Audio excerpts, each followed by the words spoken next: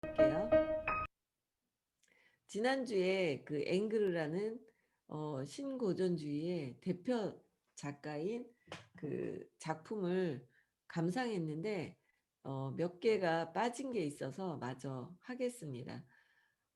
이 신고전주의는 이제 18세기에서 19세기에 걸쳐서 있었던 그 세계관의 사조라고 볼 수가 있는데 이 앵그르라는 사람은 아주 그 리얼한 표현의 여성의 누드를 처음으로 시작한 분이라고 보시면 되거든요. 그래서 지난번에 그 이 분의 작품의 가장 대표적인 오달리스크에 대해서 그 우리가 그림을 봤었어요. 근데 사실 이 분의 가장 그 품격 높은 누드의 아름다운 절정의 작품은 목욕하는 여인이라는 이 작품이에요. 이 작품은 사실 우리가 어렸을 때 교과서에도 등장했던 그런 작품인데 정말 이 사람의 그림을 보면 그 여성의 하얗고 매끄러운 피부의 질감과 천의 주름이 많이 진 그 천의 질감을 대조하면서 여성의 그 이 그림은 얼굴을 그리지 않고 그 오로지 이 사람이 추구하는 그 질감의 표현을 강조해서 눈길을 가게끔 구도를 만든 작품이에요. 뒷모습만 있고 얼굴도 없고 그런데도 불구하고 그림이 너무나 아름답고 숨이 멎을 정도로 그 직접 보게 된다면 정말 사람이 앉아 있는 듯한 그런 느낌을 받습니다. 특히 이 사람이 그린 그 여성의 그 신체 구도가 완벽한 비율이 아니라 정말 사람 같은 일반적인 사람들은 그리스 신화에 나오는 그런 조각상처럼 완벽한 비율로 어 몸이 돼 있지 않죠. 그래서 약간 살집이 있는 그런 여성을 표현했는데 대부분은 살집이 있지 않나요? 그래서 이 사람은 그 마른 여인보다는 약간 살이 있는 그런 인체를 좋아했다고 합니다. 굴곡이 없이 부드러운 인체를 표현하고 싶었기 때문이래요. 그래서 이 주름진 것도 보면 왼쪽에 있는 휘장 그리고 그 팔에 이렇게 감고 있는 천의 그 주름 그리고 머리에 하고 있는 터반 그리고 이제 이 밑에 부분에 바닥에 깔린 거 그리고 이제 침대 위에 있는 어떤 천 이 주름이 너무 진짜 같아서 진짜보다도 더 진짜 같은 주름의 표현법 타의 추종을 하죠. 그래서 이 앵그르의 가장 대표적으로 아름답게 그린 그림의 대표는 이 목욕하는 여인 그리고 샘이라는 샘, 어, 이 작품 이 두 개가 가장 여인의 몸을 아름답게 표현했다 그렇게 이야기합니다. 이 작품에서 보면 어, 여성의 인체를 너무나도 아름답게 어, 곡선을 그대로 살리면서 정말 남성이 본다면 그 유혹을 받을 수 있는 그런 엄청난 아름다움을 표현한 그림이죠. 그 인체의 굴곡, 그다음에 그 뒤에 나무의 질감. 이 분은 질감의 그 차이의 표현을 상당히 강조해서 잘했던 작품인 것 같습니다. 자, 그리고 오늘 새롭게 그 여러분들에게 보여줄 그 작가가 있는데 이분은 신고전주의의 작품을 그리고 그것이 어, 독이 됐던 그런 작가거든요. 근데 윌리엄 아돌프 이 작가는 어, 어떻게 보면은 그 부그로라는 이 작가는 프랑스의 어, 작가인데 이분이 연도를 보면 1825년에서 태어나서 1905년에 사망했어요. 그러면 어, 눈치챌 수 있는 게 19세기라고 볼 수가 있겠죠. 신고전주의는 18세기에서 19세기 걸쳐 있는 사조라고 볼 수가 있는데, 이 사람은 19 세기에서 20 세기에 걸쳐서 산 사람인데 신고전주의 그림을 그린 거죠.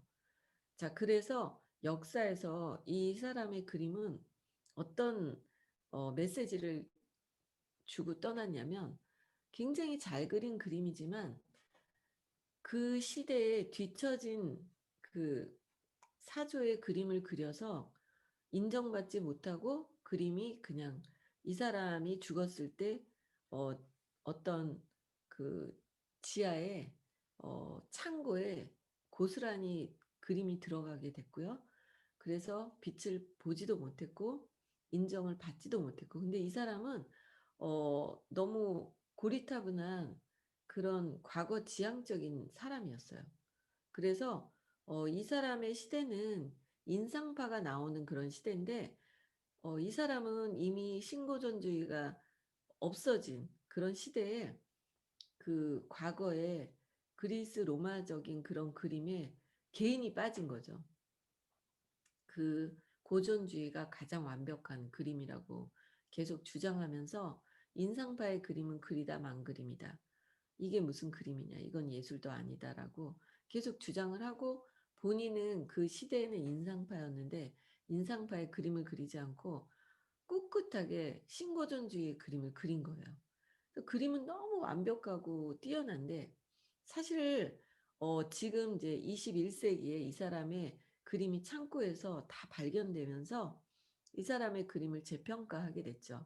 그리고 이미 시간이 다 지난 다음에 그림을 본다면 그 이전의 그림이나 그 이후의 그림이나 지금 현대에서 봤을 때는 지나간 그림이겠죠.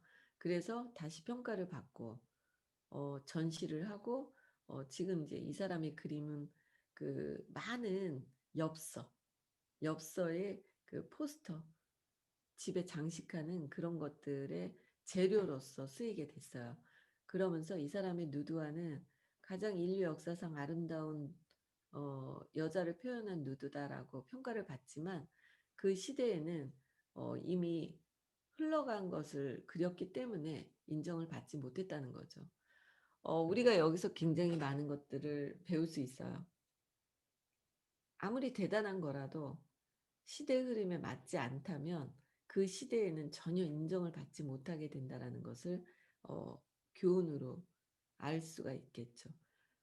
그래서 항상 그 시대에 타이틀이 됐던 거는 곧 끝나는 거고, 또 새로운 것을 향해서 변화를 갖지 않는다면 어 그 사람이 아무리 잘한 거라도 그 사람의 평가는 좋지 않다. 그렇게 알 수가 있습니다.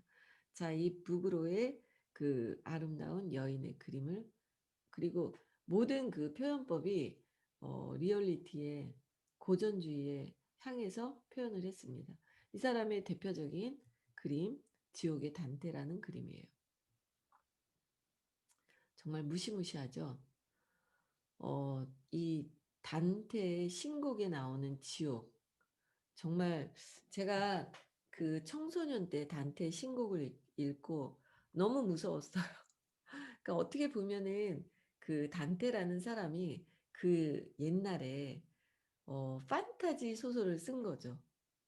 어 지금 뭐 말하자면은 그 반지의 제왕 같은 그런 극보다 더 했을 수도 있을 것 같아요. 성경책만 보고 사는 그런 시대에 단테라는 사람이 신곡을 썼어요. 근데 그게 뭐 말하자면은 신의 음악이라고 볼 수가 있겠죠. 신이 말하는 음악이다. 그래서 그 단테의 신곡은 사실 또 우리가 살짝 이야기하고 가기에 재밌죠. 100 개의 곡이라고 볼 수가 있어요. 노래가 있는데 신이 하는 노랜데 100 개예요. 그래서 거기에서 이 단테라는 사람이 사실은 그 시대에 국무총리까지 했어요. 그런데 이 사람이 그 쫓겨나게 된 거죠. 피렌체에서 어 추방을 당하고 모든 권력을 다 뺏기게 된 자기의 현실이 너무 기가 막히고 슬프고 고통스럽고 하면서 이 사람이 글을 쓰기 시작했어요. 그러면서 그 당시에 자기의 첫사랑이 베아트리체라는 첫사랑이 있었는데 그 첫사랑이 음 9살 때 보고 반했대요. 정말 어리죠. 그랬는데 그 첫사랑을 10년 뒤에 슬쩍 길에서 보고 완전히 반해 버린 거예요. 너무 아름다운 여인이었는데 귀족의 딸이었거든요. 그래서 결국에는 인제 그 두 사람은 이루어지지 않았고 이 몇 년 뒤에 끔찍한 소식을 듣게 돼요. 그 베아트리체가 죽었다는 소식을 듣게 되죠. 그래서 이 사람이 단테가 더 죽음에 대해서 관심을 갖게 된 거예요. 베아트리체가 인제 죽었는데 '죽음의 세계는 어떤가? 베아트리체는 어디에 있을까?' 근데 그 당시가 어 캐토릭이 지배하던 시대잖아요. 그래서 이 단테는 음 자기가 상상의 날개를 가지고 그 죽음의 세계를 이렇게 여행하고 오는 그런 스토리라고 볼 수가 있죠. 그래서 처음에는 지옥을 가요. 그래서 지옥에 갔는데 지옥에 그 8 단계의 지옥이 있는 거예요. 방이 8 단계로 있어요. 그 죄의 경중에 따라서. 그래서 그 8 단계의 지옥을 다 구경하고 그다음에 연옥을 가고 나중에 천국까지 가게 되죠. 그래서 그 연옥에도 그 연옥에 그 7 단계의 산이 있는 거예요, 그 경중에 따라서. 근데 그거를 다 경험하고 그리고 천국을 나중에 가게 되는데 천국에서 베아트리체를 만나죠. 그래서 자기의 어 첫사랑은 천국에 있다. 그렇게 하면서 인제 이 사람이 마무리가 되면서 여기에서 본 이 많은 것들을 어 "밖에 세상 사람들에게 꼭 알려라." 그런 인제 신의 이야기를 들으면서 마무리를 짓는 그런 스토리라고 볼 수가 있는데 어 지옥의 그 8 단계에서 재밌는 거는 그 성직자나 교황이 8 단계의 가장 지독한 그 방에 현재 그 최근에 사망한 교황을 만나요. 그래서 인제 약간 그 종교인에 대한 비판도 들어 있는데 그 당시에는 너무나도 충격적인 책이라고 볼 수가 있고요. '얼마나 사람들이 재밌게 봤을까.' 그런 생각도 갖게 돼요. 그래서 여기서 보면은 뭐 1 단계 그 지옥의 가장 그 약한 지옥방을 딱 갔는데 거기에 사람들이 다 이렇게 한숨을 쉬고 있어요. 그래서 그 방은 탄식의 단계라고 하는데 이렇게 한숨 쉬는 거 있잖아요. 그게 첫 번째 자기를 지옥으로 만드는 그 방법이라고 나오죠. 그리고 또 재밌는 거는 지옥을 딱 갔을 때 딱 그 대문에 이렇게 간판처럼 걸려 있는데 뭐라고 돼 있냐면 어 "이곳은 꿈이 없고 그리고 희망이 없고 그리고 비전이 없는 그런 곳이며 그런 곳이 바로 지옥이다." 그렇게 써 있어요. 그러니까 꿈도 없고 비전도 없고 희망이 없다면 그거는 지옥이래요. 맞는 말 같죠? 그래서 우리가 어떻게 보면은 꿈이 없는 사람을 만나서 지옥에서 천국으로 어 당기는 일이 아닌가 또 그런 생각을 하게 되더라고요. 그래서 인제 그런 내용이 있고요. 여기에서 또 되게 재밌는 거는 뭐 분노하는 사람들 있잖아요. 분노하는 사람들은 어 지옥의 5 단계 방에 있어요. 그래서 이게 청소년 때 제가 읽었을 때 되게 무서웠거든요. 그리고 또 많이 먹는 거 있잖아요. 그 미식 지옥이라고 있거든요. 그리고 또 낭비를 많이 하는 사람과 그것도 좀 특이한데 낭비를 많이 하는 사람이 가는 그 지옥방이 4 단계 방인데 그 4 단계의 방에 가면 낭비를 많이 하는 사람과 남에게 돈을 안 쓴 사람은 똑같은 급의 죄예요. 그래서 그 돈을 정말 안 쓰고 인색한 사람과 돈을 너무 낭비한 사람 같은 방에서 서로 계속 욕하면서 고통을 같이 겪는 그런 표현 이런 것들이 참 어 충격적이면서도 판타지한데 너무나 어렸을 때 읽으면 정말 충격적이죠. 그래서 이 지옥의 단테의 그 보면은 망토를 하고 있는 그 사람이 단테라고 볼 수가 있죠. 그래서 그 이렇게 지옥에 있는 사람들을 구경하고 안내자가 그 옆에 있어요. 그래서 그 안내자는 그 그리스의 유명한 문학가이고 철학자인 사람이 안내를 하는 그런 스토리라고 볼 수가 있어요. 그래서 이분은 그리스 신화의 내용을 많이 했거든요. 오레스테스의 책망이라는 이 그림도 이제 오레스테스는 그 스파르타의 공주와 결혼을 하고 스파르타의 그 지도자가 된 사람이거든요. 그 사람의 이야기를 또 그린 거죠. 또 림프들과 사티로스 다 신화에 나오는 그리스 신화에 나오는 그런 그림인데 여기서 그 풀이나 나무의 표현이나 빛을 사람의 인체에 빛을 비춰서 빛이 보이고요. 너무나 인체를 잘 그렸죠. 정말로 진짜 살을 이렇게 만지면 살일 것 같은 그런 아름다운 그림입니다. 그리고 이 피에타는 모든 화가가 거의 그렸지만 이 부그로의 피에타는 정말 유명해요. 근데 이 모든 그림들은 어 창고 속에서 오랜 기간을 있다가 이제 숨을 쉬게 됐다라고 볼 수가 있겠죠. 그 시대에는 지나간 이미 인상파 시대인데 신고전주의의 그림을 그렸기 때문에 그 시대에는 가치가 전혀 없었죠. 음 자매 시리즈가 이 사람 그림에는 상당히 많습니다. 그래서 이렇게 찾아보면 부그루의 자매 그러면 엄청나게 많이 떠요. 그래서 요게 인제 대표적인 자매의 그림이에요. 정말 여성을 아름답게 가장 아름답게 그린 사람. 이 비너스의 탄생이라는 그림은 부그로의 비너스가 인류 역사상 가장 아름답다라고 이야기합니다. 그리고 보티첼리의 비너스나 이런 비너스의 그림을 보면 긴 머리로 뭐 음부나 또 가슴 부위를 약간 가리거나 이런 비너스인데 이 사람은 그냥 인체를 다 그대로 보이는 비너스. 그런데도 그 너무나 아름답고 하나도 티가 없죠. 하얀 피부가 그대로 느껴지는 그런 비너스의 탄생을 그렸고요. 이 사람의 그림이 또 인상파에는 많은 영향을 미쳤다고 볼 수가 있습니다.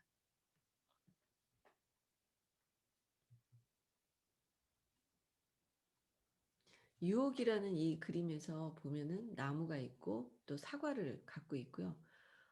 예쁜 천사 같은 아기가 있죠. 여기서 의미하는 것들이 있어요. 자, 그 우리가 가장 인류 최초의 유혹이라고 보면 어 여러분들 다 아시는 아담과 이브의 사과가 있죠. 거기서 보면은 이브가 사과를 따먹는 그런 유혹에 빠지게 되면서 뱀의 유혹에 들어가는데 어 여기서 의미하는 거는 유혹은 가장 아름다운 모습으로 온다는 거예요. 유혹은 아름답지 않은 모습으로는 오지 않습니다.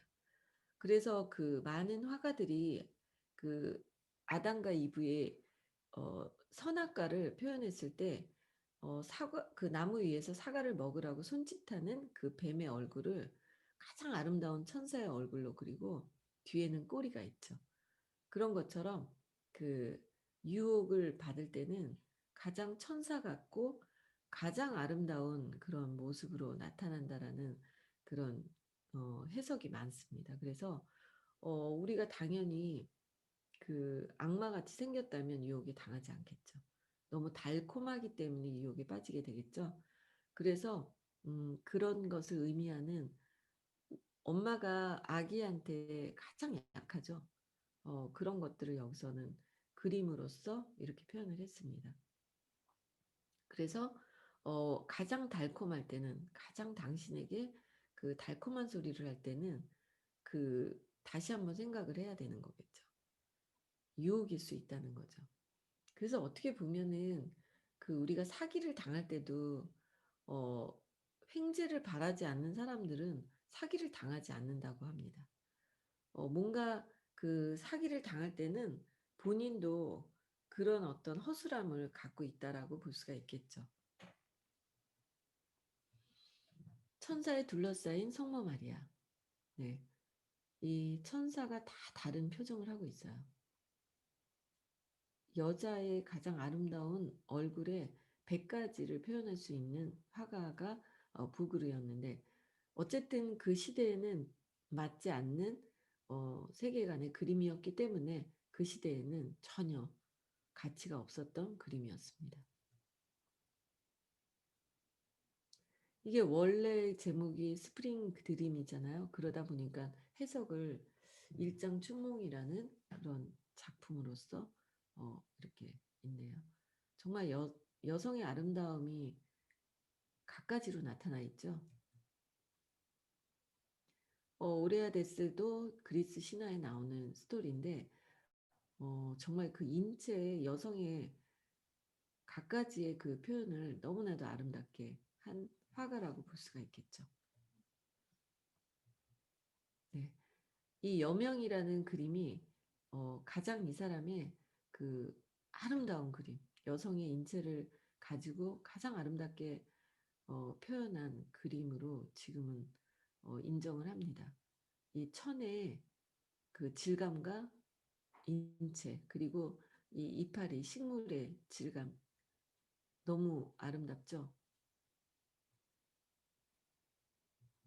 네. 오늘은 여기 여명까지, 부그르의 그림까지 어 봤습니다. 여러분들 재밌었는지 모르겠네요. 네. 오늘은 신고전주의의 작품을, 이미 신고전주의가 지나서 인상파가 시작하는 그 무렵에 다 지난 거를 혼자 고집스럽게 해서 그 시대에 사장됐던 그림들이 얼마 전에 21세기에 지하 창고에서 어마어마하게 발견되고, 이 사람의 그림은 지금 재평가를 받고 있는데, 어쨌든 우리가 그 시대에 지나간 것에 집착을 하게 되면 그것은 하나도 가치가 없다는 것을 또 교훈을 얻게 되죠. 물론 세월이 아예 지나서 지금 이렇게 봤을 때는 너무 아름답고 좋은 그림이긴 했으나, 남들이 한 거를 했기 때문에 새로운 것을 도전하는 그림이 아니었기 때문에 인정은 전혀 받지 못했다, 그렇게 볼 수가 있어요. 그래서 여기에서 그 많은 철학자들이 이 부그루를 보면서 그런 이야기를 하죠. 그 어떤 새로운 것을 할 때는 당신이 정말 가치가 있고 싶고 가치가 있는 일을 어 결정하게 되려면 이 숲을, 자기가 있는 이곳에서 발길을 떼라고, 벗어나서 다른 길을 가라고. 다른 길을 가서 그것이 어설프고 그리고 별로이라고 보여지더라도 그 새로운 것을 도전했을 때 그것은 당신이 있을 때 오히려 가치가 있다, 그런 이야기가 나오거든요. 그래서 정말 지금은 제가 뭘 봐도 다 누스킨과 연결을 하잖아요. 그러다 보니까 새로운 것을, 내가 어제까지 했던 일을 손에서 놓고 또 안 해봤던 새로운 것을 하나 도입할 때 나의 모든 것들은 발전을 하고, 어 그리고 또 새로운 것을 할 때는 힘들고 고통이 있잖아요. 하지만 그런 어떤 고통 때문에 앞으로 맞이할 기쁨은 크다고 볼 수가 있겠습니다. 예. 그리고 정말 그 단테 신곡에 나오는 꿈과 희망과 비전이 없는 곳은 바로 그곳이 지옥입니다라는 그 문구가 새삼스럽게 요즘 다시 떠오르더라고요. 네. 너무 맞는 말이다라는 생각이 들어요. 자, 오늘 그 여러분들과 뭐 깊지 않은 얕은 지식의 미술사, 또 미술사를 통한 우리의 어떤 지혜를 갖고자 하는 우리의 그런 또 열망이겠죠. 그래서 신고전주의가 다음 주까지 아마, 신고전주의의 음악으로 본다면 뭐 하이든이 있고 그리고 모차르트가 있고 베토벤이 있어요. 그래서 그 음악도 약간의 감상을 하면서 다음 주까지 신고전주의를 하고, 신고전주의는 고전주의를 불러온 거죠. 고전주의를 불러다가 나폴레옹이 권위를 갖고 싶어서 로마 제국 황제처럼 되고 싶어서 그 신고전주의를 불러다가 갑자기 과거로의 회사 그 회개를 한 거죠. 프랑스에서. 프랑스를 중심으로 해서. 그러니까 그 나폴레옹이 무너지면서 프랑스 이제 대혁명 이후에 아예 민중으로의 혁명이 벌어지면서 이제 신고전주의의 세계관은 끝나고 낭만주의가 나온다고 말씀을 드렸습니다. 강한 게 있었으면 그다음에는 부드러운 게 또 세계관에 주도를 하게 되죠. 그래서 낭만주의가 그다음에는 또 이어지는 그런 세계 역사. 정말 흥미진진한, 아무리 몇 번을 봐도 저는 솔직히 너무 재밌고, 우리는 또 잊어버리기 때문에 또 새롭게 보게 되더라고요. 어 회사에서 새로운 것들을 어제 많이 발표를 했거든요.